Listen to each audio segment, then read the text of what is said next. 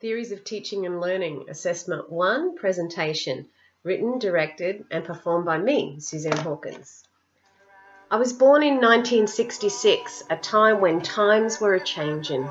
Australia was a conservative country and white middle-class Melbourne life was about setting up the perfect home, the Holden in the driveway and two perfect children, a boy and a girl. My parents were among the brave souls that challenged their lives and stepped outside of that box. They had a Volkswagen in the driveway, and my mother dared to get pregnant again and choose to have her third baby that she refused to abort because the neighbours would talk about her. In 1972, my parents decided to move states and head to the promised land of Queensland, a life of freedom where a millionaire could live next door to a family with 10 children and no one would have a problem with that.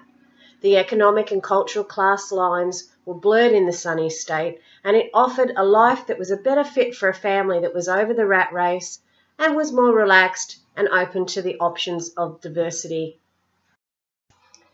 As a result, my foundation schooling years were interrupted with the changing of states. Australian schooling was not under a national curriculum in those days, and each state had its own system of teaching and assessment.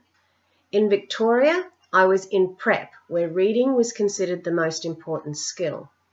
My parents were avid readers, and I had the advantage of being able to read even before I started school. My father always read to me, and I must have learnt to read through the process of memorising. The research of Roger Seljo refers to memorising as storing of information to be reproduced and part of external learning which takes place as a result of an experience. At prep, I remember a lot of time for free play, but also there was learning time.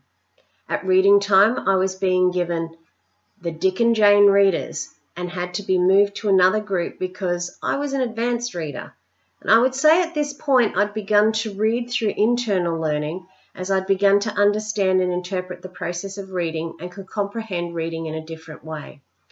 Writing hadn't been taught yet, but I do recall making patterns on slates which on reflection were really the symbols for W and U. I arrived in a Brisbane school ground to find warm milk served in the mornings, buildings on poles, and definitely no prep class. It was the last term of the school year and I was placed into year 1. I was in a curriculum that was just beginning to change, but very much still of the traditional classroom style, where the focus was on teaching and not learning.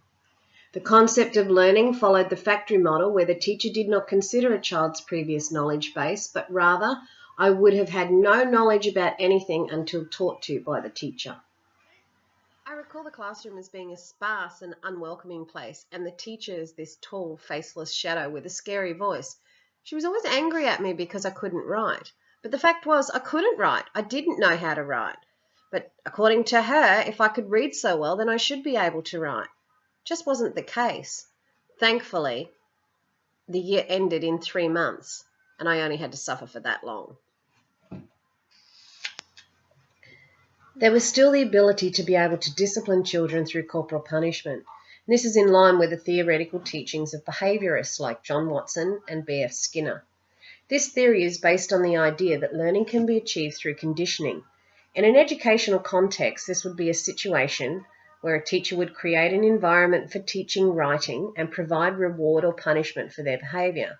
In my case, a swift hit with a ruler every time I didn't write the word correctly would teach me to do it right.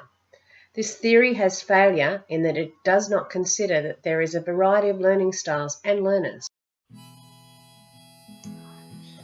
Education in the 21st century has examined the understanding of learning and teaching practices, and they're constantly evolving. And as an educator, I would embrace the ideals of the humanistic theories of Abraham Maslow and Carl Rogers, where teaching practice is definitely more learner-centred, with the children's needs being put first. I work in an early learning centre that promotes the early years learning framework of being, belonging and becoming, and this is a recognition of everyone's individuality, and the educator assists students in seeking the information they need to grow and develop successfully.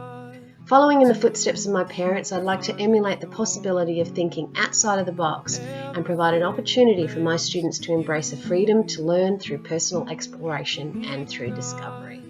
To reach for the stars when life becomes so